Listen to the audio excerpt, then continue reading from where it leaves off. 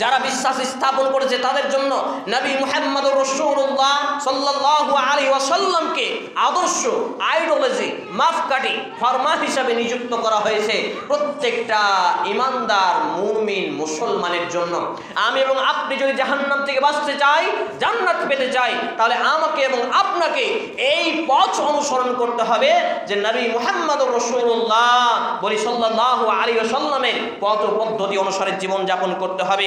তাহলে নবী মুহাম্মদ রাসূল সাল্লাল্লাহু আলাইহি সাল্লামের পথ পদ্ধতি অনুসারে জীবন যাপন করতে হলে আমাকে এবং আপনাকে মুমিন হতে হবে। কারণ মুমিন ছাড়া কোনো ব্যক্তি নামধারী মুসলমান হয়ে জান্নাত পেতে পারে না, সফলতা পেতে পারে না। যদিও আপনার voter card, Aadhaar card, digital card, ration card, every ডকুমেন্টসে আপনার নাম মুসলমান থাকে, এই নাম দিয়ে কোনো কাম হবে না যদি আমি এবং আপনি আবিধানিক, পারিভাষিক এবং শরিয়া মোতাবেক মুসলিম না হতে পারি, ইসলাম গ্রহণ না করতে পারি। আমার বাপ মুসলিম, হাজি সাহেব আমাকে জন্ম দিয়েছে বিদায় আমি মুসলিম, এমনটি নয়। আমাকে এবং আপনাকে মূল নীতি মেনে মুসলিম হতে হবে। আমরা ইসলামের ইতিহাস দেখলে পাই নবী ইব্রাহিম আলাইহিস সালামের বাপ ছিল কি? বেদিন।